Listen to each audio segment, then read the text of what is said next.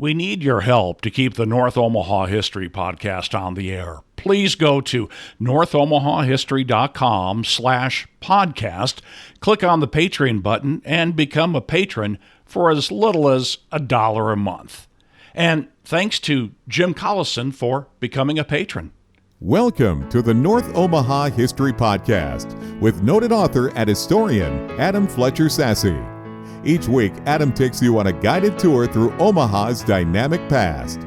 If walls could talk, North Omaha schools would be much noisier, much more colorful, and much more complicated than anyone wants to hear.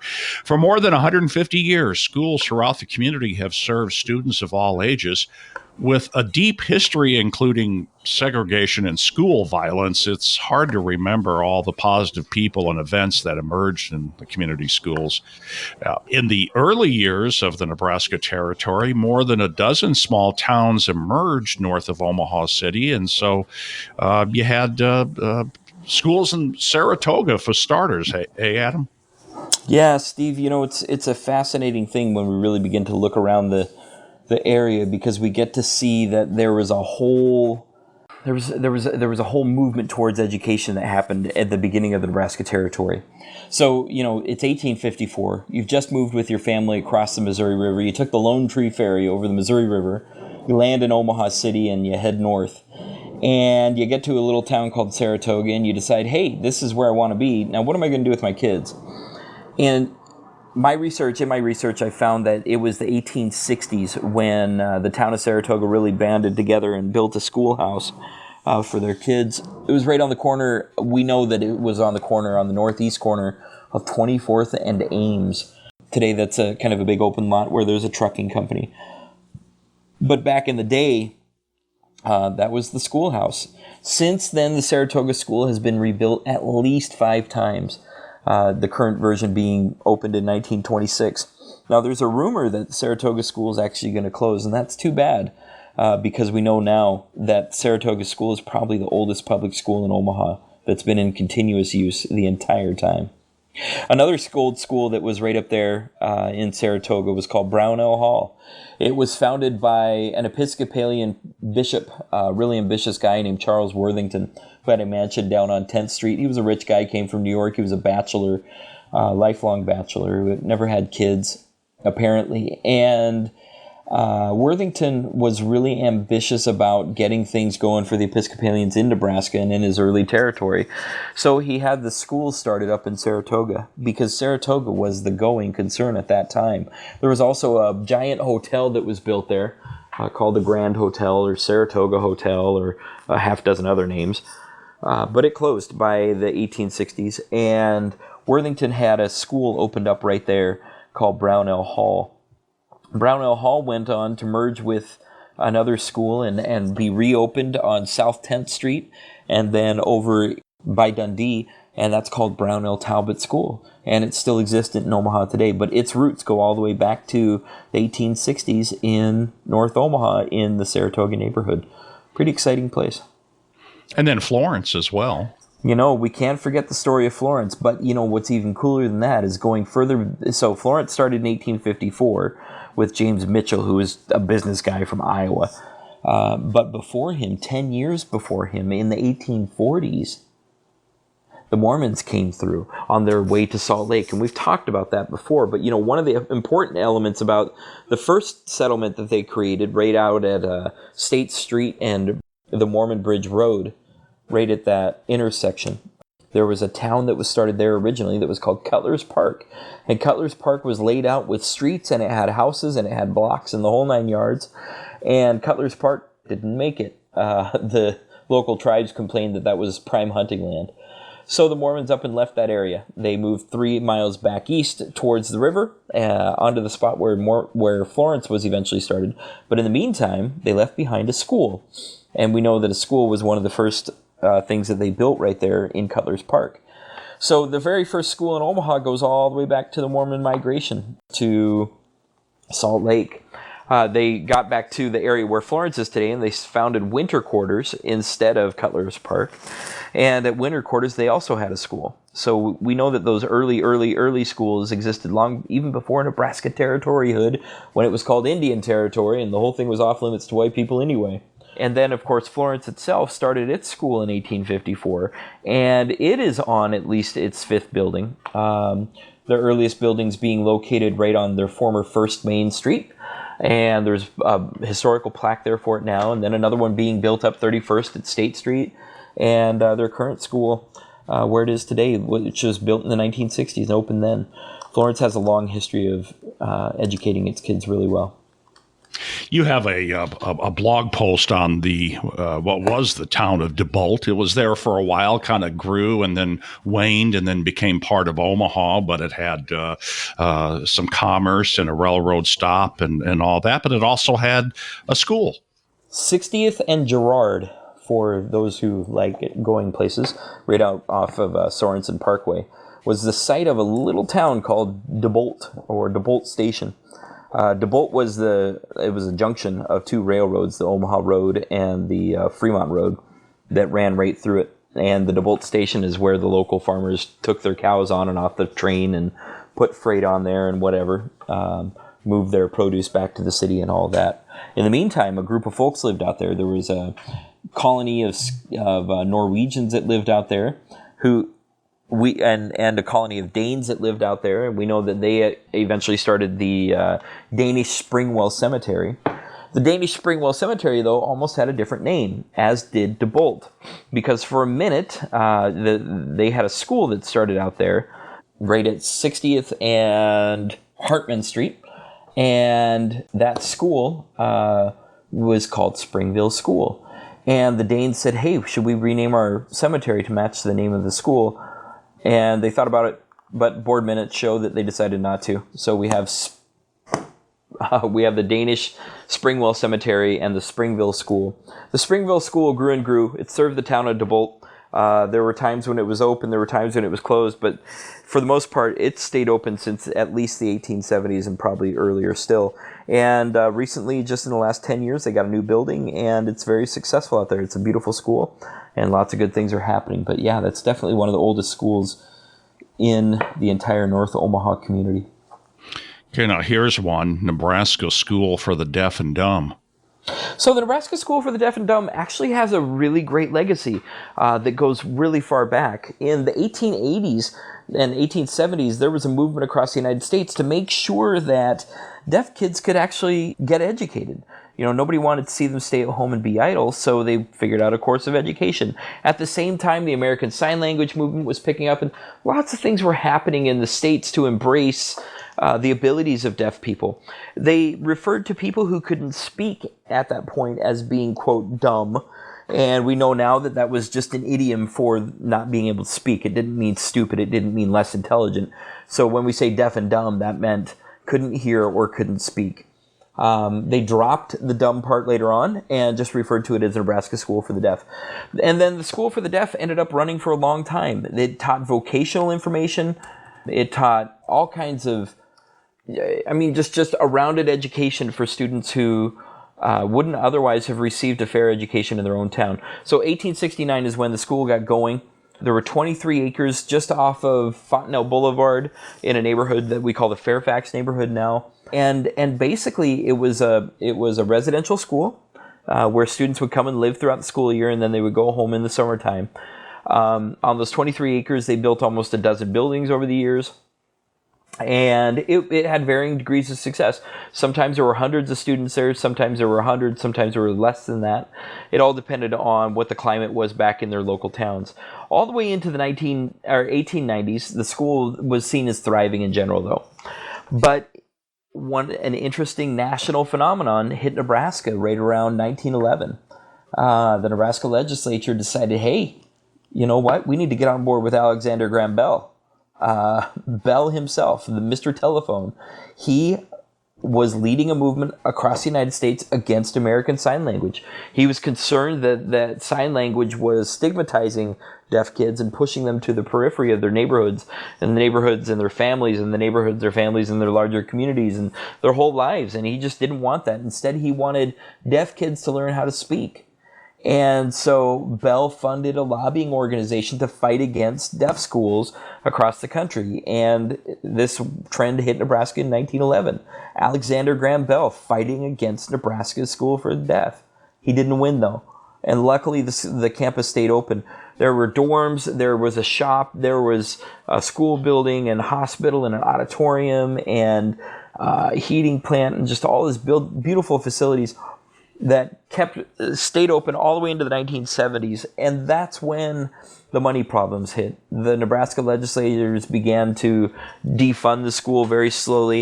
In 1984, there was a movement to discredit the school and have it closed.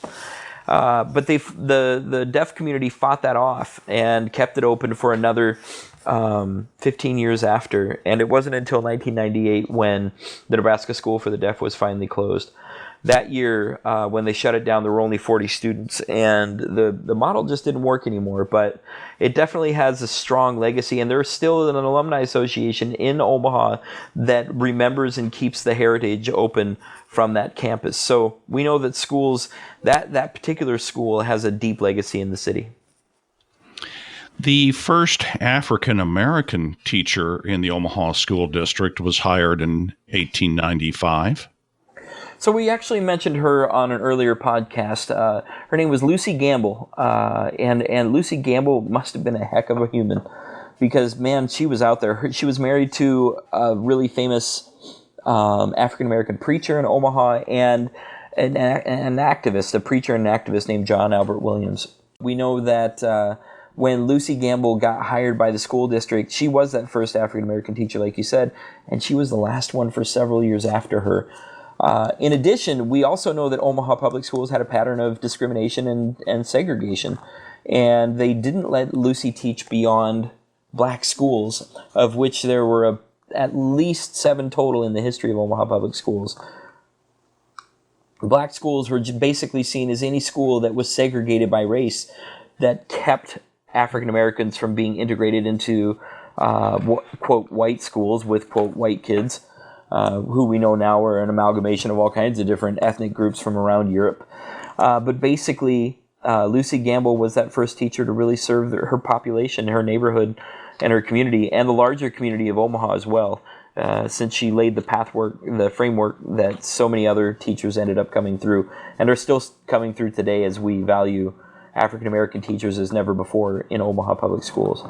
District 66 is a remnant of this, but there were something like 10 school districts in North Omaha at one time that are now part of OPS. Yeah, when we really begin to look across the city, we can see that, or what we know, Omaha Public Schools has always been district number 1. They numbered the districts according to when the towns popped up. Saratoga School District was district number 2. Florence School District was District 5. And then we had others that were in different townships all around the county. But yeah, a total of at least 10 different school districts in North Omaha specifically. We've talked about Springville School and Florence School and Saratoga School. There was also a school down in the town of East Omaha that was called the Pershing School. And then we have other schools that are dotted around the area, like Ponca School, Ponca Hills Elementary. And schools that are further west out there. But all those are listed right there on my blog entry. That's right. Yeah. Omaha Presbyterian Theological Seminary, say that quick 5 times, and and the University of Omaha. So, we have these interesting patterns that began to emerge around the turn of the 20th century. In the late 1890s, let's go way back, Steve, just for entertainment value. Did you know that the very first University of Nebraska was chartered to be founded in Saratoga, Nebraska in 1867? I did know that only because I read your blog. So that never really took off. They didn't build it. But man, that dedication and desire to have a higher education institution was a big burning thing in the Omaha area. The very first one was down in Bellevue, Bellevue University, and that was founded by Presbyterians. And they decided that they needed to start a theological seminary to train their ministers to serve the Midwest. And so they started a theological seminary in the 1890s in downtown Omaha at the old Cozen's Hotel. Eventually, that hotel became kind of a derelict old place, and so they decided to build a new institution in a fashionable neighborhood. Targeting the Coons Place neighborhood, a new facility was built at about Florence Boulevard and Spencer Street. And this was a big, gigantic, beautiful building. It had 100 rooms. It sat on 5 acres that were dedicated only to the theological seminary.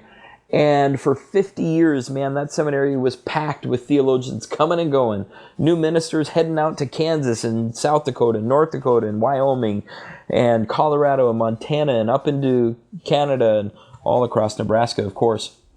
And so those ministers really changed and created the template for Presbyterianism all across the Midwest. But in the 1950s, they decided that it was no longer a palpable institution, and so they closed it down and shut the doors, and eventually it became an apartment building right there on Florence and Spencer, like I'd said. Eventually that apartment building was closed down, burnt down, and they ended up building, there were a new set of projects that were right there. Now it's called the New Horizon Townhomes, and they're privately owned. And they're still there, and you can see behind them there's a gigantic open field, and that field has been open for no fewer than 40 years, because that's where the Presbyterian Theological Seminary once sat. That's right, only in North Omaha, where open lots can sit for more than 40 years undeveloped. Fascinating fact about the neighborhood today. But some of those early teachers at the Presbyterian Theological Seminary got really, really devoted and dedicated to the idea of having a secular institution, a higher education institution in Omaha. And so they founded the University of Omaha right there in North Omaha in 1907, located at 24th and Pratt Street in an old mansion that used to belong to John Reddick, a famous lawyer and real estate guy, all across the city. Reddick's son sold the mansion off, and they started the University of Omaha there. Eventually, they ended up building more than a half dozen buildings on that campus, and then using the old Saratoga school up at 24th and Ames, starting in 1927 or so. They had a building downtown that they used for a law school.